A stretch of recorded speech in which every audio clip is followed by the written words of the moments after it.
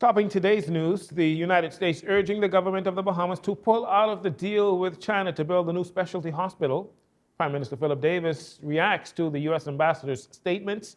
A man loses his life in a traffic fatality on Abaco and another here in the capital. And an F&M senator resigns and says her decision is based on principle.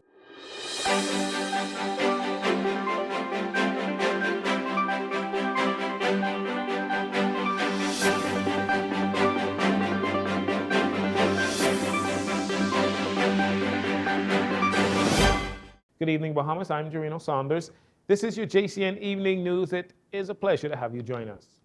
The United States of America trying to discourage the government of the Bahamas from engaging China to build the new specialty hospital that will see the China Export-Import Bank fund $195 million of the $267 million project at 2% interest over 20 years and a 50-50 labor agreement. In a statement released by the United States Embassy, Ambassador Herschel Walker said, quote, "It doesn't appear to be in the best interest of the Bahamas to submit to Chinese law and labor standards on their own soil. It would be better to look at other financing options that adhere to international norms," end quote.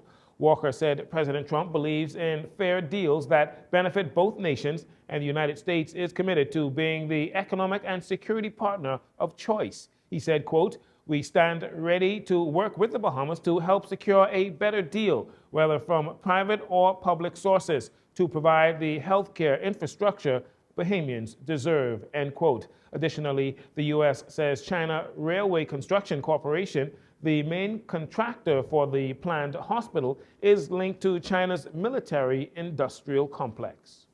Well, today, Prime Minister Philip Davis was asked for his thoughts on those statements by the United States ambassador.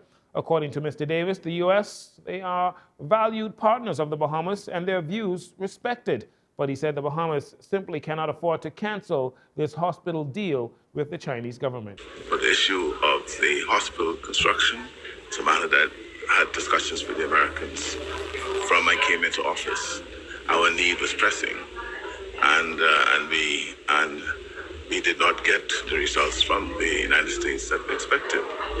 And we had to, and as I indicated and continue to indicate, where there's a vacuum, nature abhors that vacuum, and it will be filled.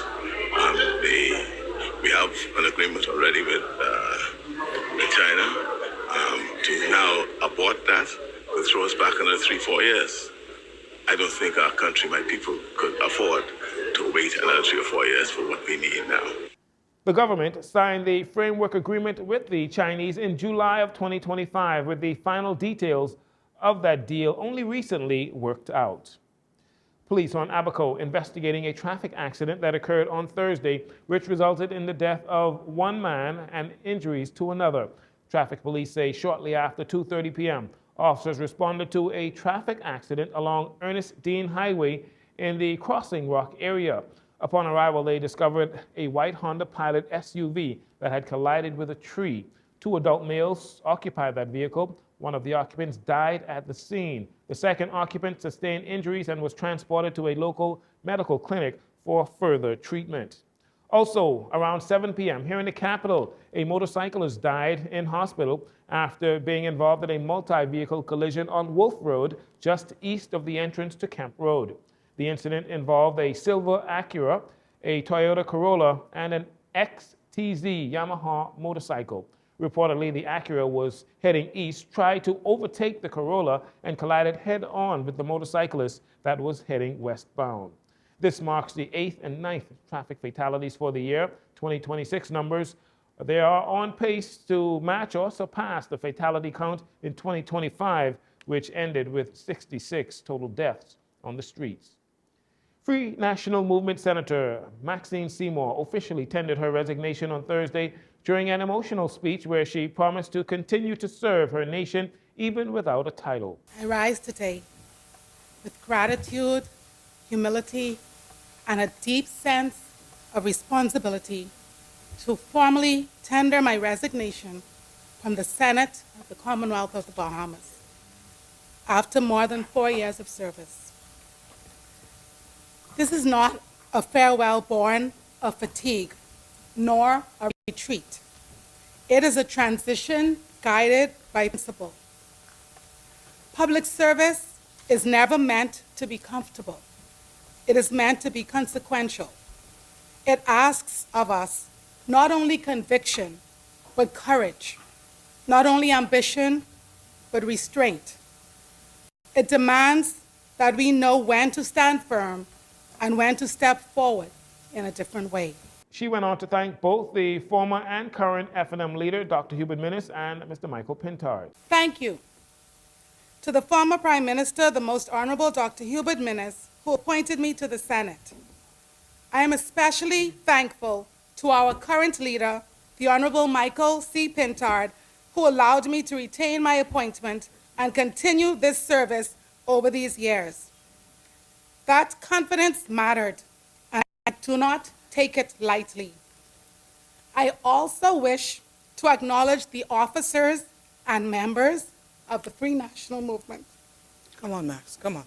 Come on, Max.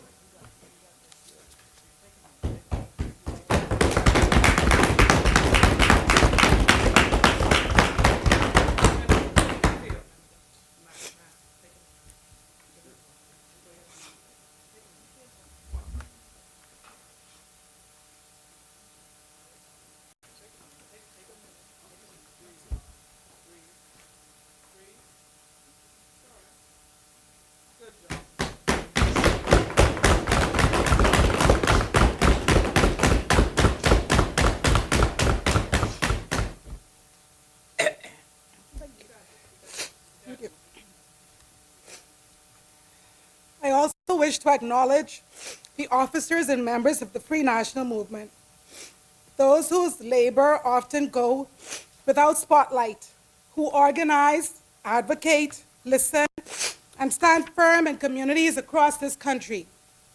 Your work strengthens our democracy, and your commitment to the Bahamas does not go unnoticed. Senator Seymour ran in Seabreeze in the 2021 elections and lost to the PLP's Leslie Miller Bryce.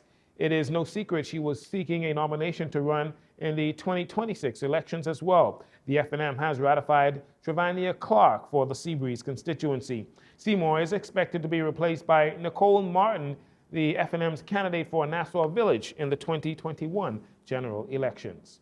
And finally, in this segment, Island Luck CEO Sebastian and Fox Foundation founder Adrian Fox have both denied having any association with convicted sex offender Jeffrey Epstein after their names appeared in the latest batch of files that were released recently by the FBI. Craig Flowers has reportedly also been named in those files. The files claim that Epstein controlled the Bahamian and the United States government and that he was allegedly moving arms. The file is reportedly an FBI document that summarizes the May 2021 interviews of several people connected to now deceased Epstein. It should also be noted that the U.S. Department of Justice has said that the documents of Epstein-related files do not imply wrongdoing to anyone that may have been named in them.